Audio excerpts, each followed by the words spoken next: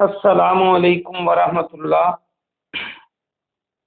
الحمدللہ وکفا وسلام علی من لا نبی بعد۔ اللہ مہربان کے فضل و کرم سے ہمارا آج کا سبق سورہ النساء کی آیت نمبر 29 اور 30 ہوگا انشاءاللہ، 29 اور 30۔ اعوذ باللہ من الشیطان الرجیم، بسم اللہ الرحمن الرحیم۔ یا ایھا الذین آمنوا، اے ایمان والو۔ یہ میں پہلے بھی بتا چکا ہوں کہ یا ایھا الذین، یا کا معنی بھی اے ہے اور یا ایھا کا معنی بھی اے ہے۔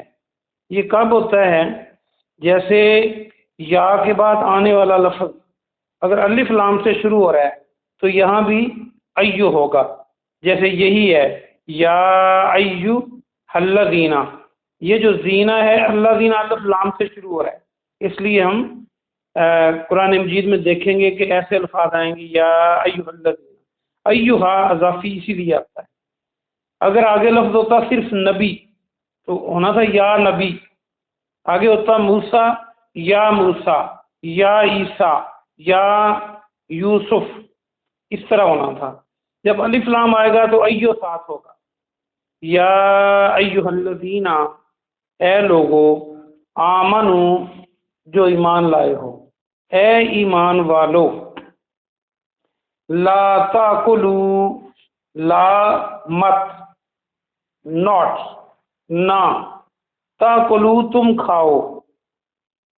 یہ عام ہم اردو میں بولتے ہیں کلو وشربوا، کھاؤ پی۔ تو ویسے میں نے آپ کو شروع میں بتایا تھا، سورہ بقرہ میں آیا تھا، جب جو قاف اور لام ہے نقطوں والا قل، قل کا معنی کہنا، کہو، اور کاف لام قل، اس کا ایک معنی آپ نے قرآن مجید میں پڑھا تمام، جیسے ہم کہتے ہیں کل کتنی رقم ہو گئی، اور دوسرا معنی کل کا کھاؤ، یہ کاف کتاب والے کاف کا، تو وہیں سے یہ لفظ بنتا ہے لا تاکلوا، تم نہ کھاؤ۔ اور جو آخر پہ تاکلوا کے واو الف ہے، یہ جب بھی آئے گا یہ جمع ہوگا، یہ جمع لفظ ہے، تم سب نہ کھاؤ۔ اموالکم، اپنے مال، مال کی جمع اموال، اردو میں بھی ہم مال اور دولت کہتے ہیں۔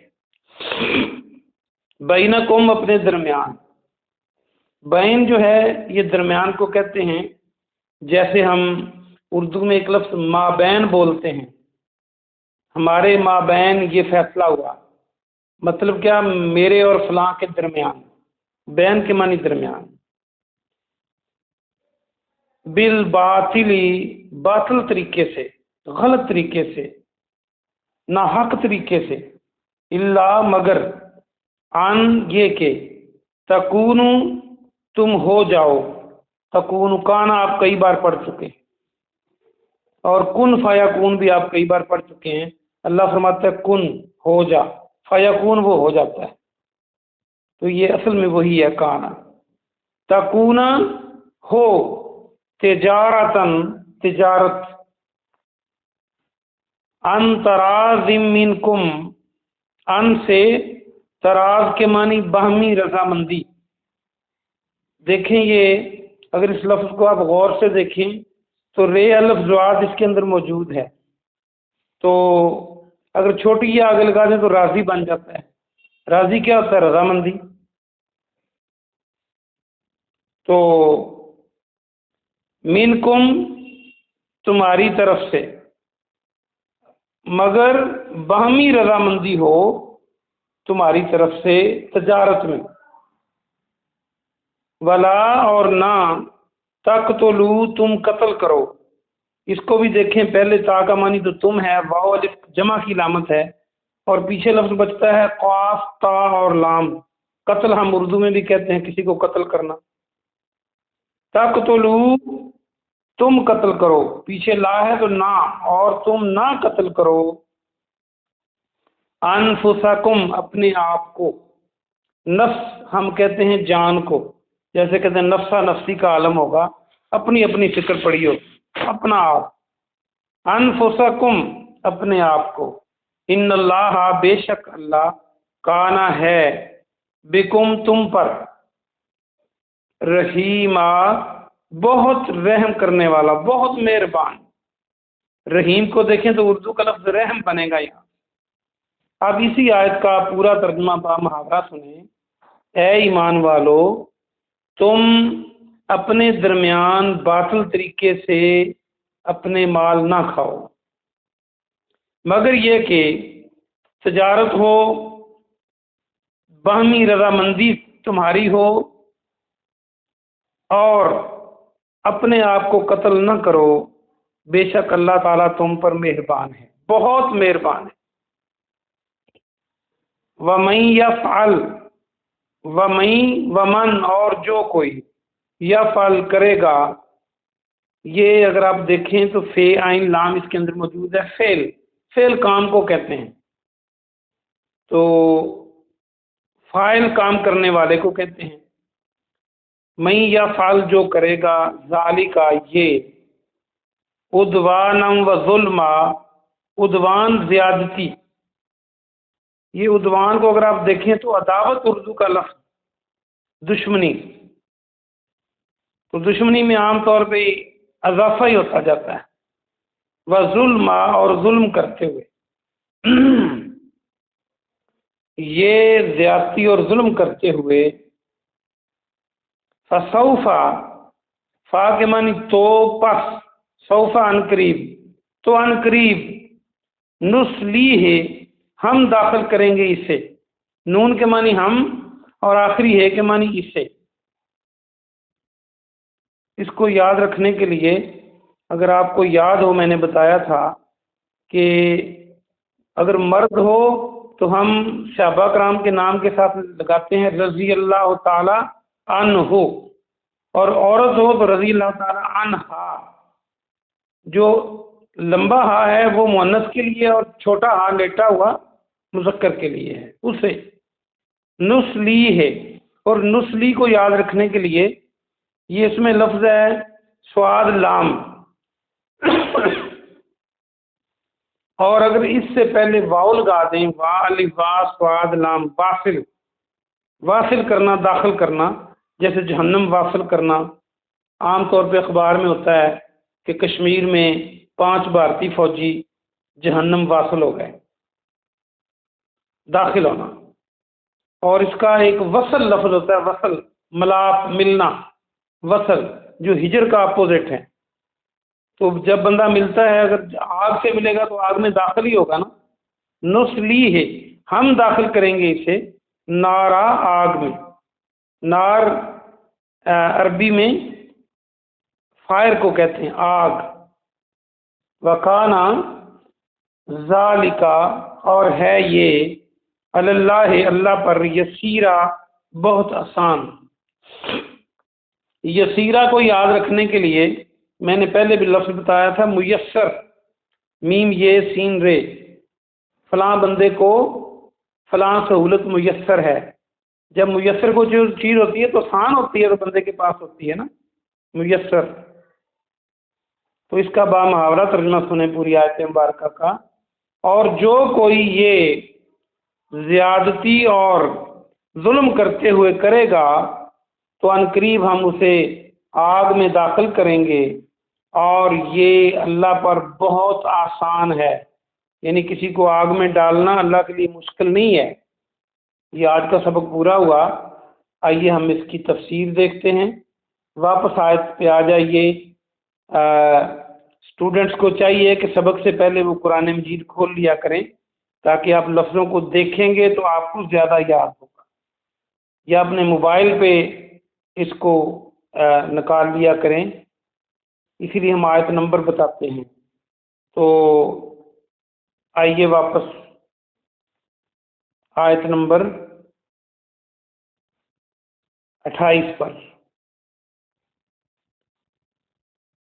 اللہ سبحانہ و تعالی ایمان والوں کو مخاطب کر کے اے ایمان والو تم اپنے درمیان اپنے مالوں کو نہ حق طریقے سے نہ کھاؤ، مگر یہ کہ تجارت ہو اور تم باہمی راضی ہو۔ اس میں دو چیزیں بیان ہوئی ہیں۔ پہلی تو یہ ہوئی ہے کہ تم نے آپس میں نہ حق طریقے سے ایک دوسرے کا مال نہیں کھانا۔ مال سے مراد صرف روپیہ پیسہ نہیں ہے، مال سے مراد جائیداد بھی ہے، مال سے مراد مال و زر بھی ہے، سونا چاندی بھی ہے، زمین مکان بھی ہے، اور روپے پیسہ بھی ہے۔ تو ایمان والوں کو اللہ یہ مخاطب کر کے کہہ رہا ہے، آپ کو اور مجھے اللہ کہہ رہا ہے، ہمارا رب ہمیں کہہ رہا ہے، جو کتنا بڑا رب ہے، طاقتور ہے، وہ ایک بار کہہ دے کن تو اتنی بڑی زمین بن جاتی ہے، اتنا بڑا سورج بن جاتا ہے۔ ہمیں اللہ نے بار بار قرآن میں کہا کہ اے ایمان والو، جی اللہ جی کیا کرنا ہے؟ آپس میں تم نے نہ حق طریقے سے ایک دوسرے کا مال نہیں کھانا۔ اب ہم نے دیکھنا ہے کہ اگر ہم مال نہیں کھاتے تو اللہ کا شکر ادا کریں ناجائز طریقے سے۔ اگر ہم کھا رہے ہیں ہمسایوں کا، بہنوں کا، بھائیوں کا، رشتہ داروں کا، جن کے ساتھ کاروبار اکٹھا ہے ان کا، یا کسی اور کا جو ہمارا حق نہیں ہے، تو وہ باطل طریقہ ہے۔ باطل طریقے سے مال نہیں کھانا۔ ہاں اگر تم تجارت کرتے ہو تو منافع لے سکتے ہو، اور اگر تم مہمان جاتے ہو تو کھا سکتے ہو، یعنی وہ ناجائز نہیں ہے۔ اور آگے ہے کہ یہ کہ تم راضی ہو آپس میں۔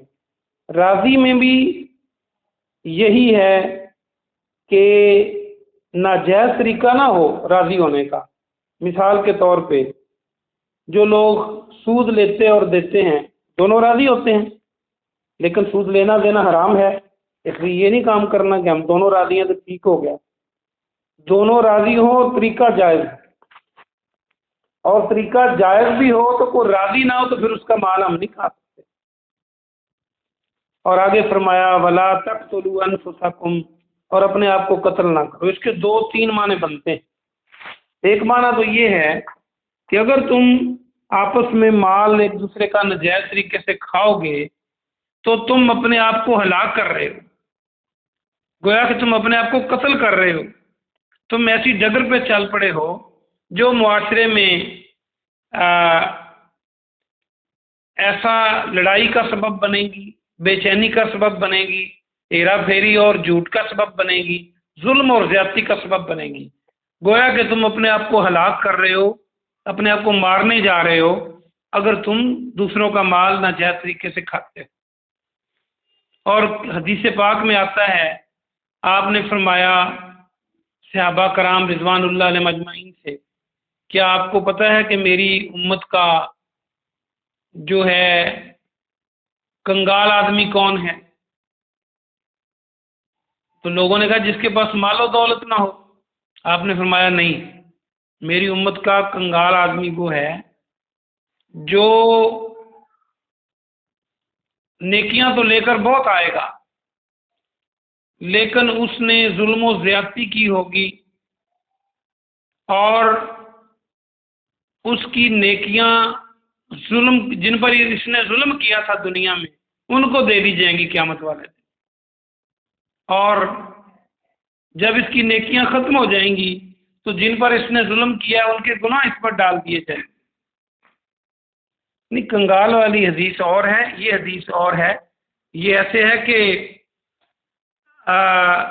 جو لوگ ظلم کرتے ہیں، حدیث پاک کا مفہوم ہے اس کی نیکیاں قیامت کو مظلوموں کو دے دی جائیں گی، اور اگر پھر بھی مظلوم لوگ باقی رہ گئے تو ان کے گناہ مظلوموں کے اس پہ ڈال دیے جائیں گے۔